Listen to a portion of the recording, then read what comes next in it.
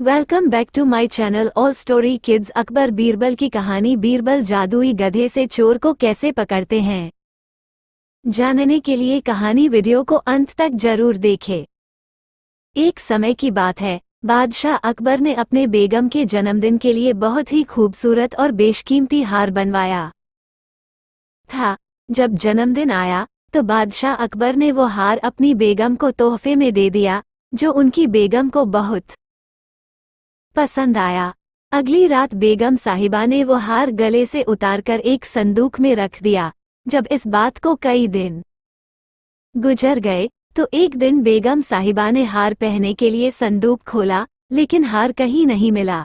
इससे वह बहुत उदास हो गईं और इस बारे में बादशाह अकबर को बताया।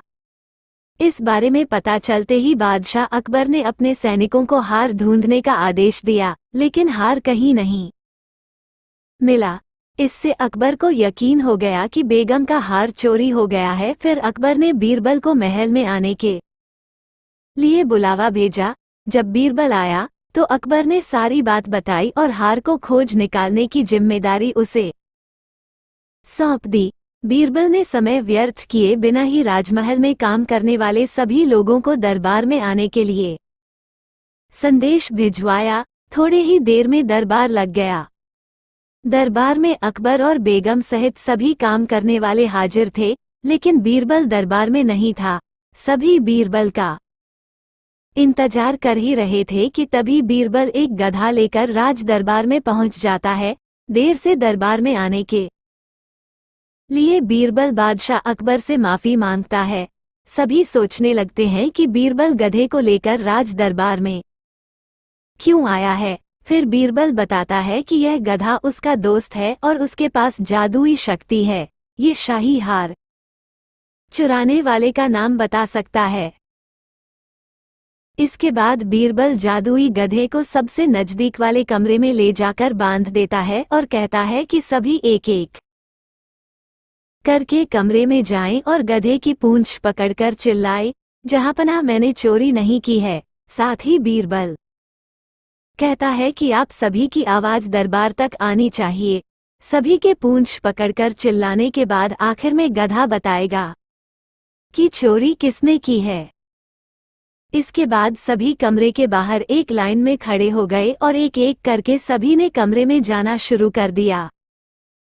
जो भी कमरे के अंदर जाता तो पूंछ पकड़कर चिल्लाना शुरू कर देता, जहांपनाह मैंने चोरी नहीं की है। जब सभी का नंबर आ जाता है तो अंत में बीरबल कमरे में जाता है और कुछ देर बाद कमरे से बाहर आ जाता है। फिर बीरबल सभी काम करने वालों के पास जाकर उन्हें दोनों हाथ सामने करने को बोलता है और एक एक करके सभी के हाथ सूंघने लगता है। बीरबल की इस हरकत को देखकर सभी हैरान हो जाते हैं।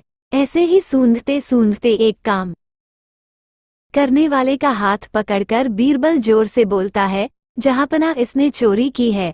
ये सुनकर अकबर बीरबल से कहते हैं, तुम इतने यकीन के साथ कैसे कह सकते हो कि चोरी इस सेवक ने ही की है? क्या तुम्हें जादुई गधे ने इसका नाम बताया है? तब बीरबल बोलता है, जहांपनाह ये गधा जादुई नहीं है, ये बाकी गधों की तरह साधारण ही है। बस मैंने इस गधे की पूंछ पर एक खास तरह का इत्र लगाया है। सभी सेवकों ने गधे की पूंछ को पकड़ा, बस इस चोर को छोड़कर, इसलिए इसके हाथ से इत्र की खुशबू नहीं आ रही है। फिर चोर को पकड़ लिया गया और उससे चोरी के सभी सामान के साथ ही बेगम का हार भी बरामद कर लिया गया। बीरबल की इस अक्लमंदी की सभी ने सराहना की और बेगम ने खुश होकर बादशाह अकबर से उसे उपहार भी दिलवाया। कहानी से सीख। इस कहानी से यह सीख मिलती है कि बुरे काम को कितना भी छुपाने की कोशिश करो, एक दिन सबको पता चल ही जाता है। इसलिए बुरे काम नहीं करने चाहिए। ऐसे ही रोचक और मजेदार कहानी वीडियो के लिए मेरे चैनल को सब्सक्राइब और लाइक और कमेंट जरूर करें। Thanks for watching.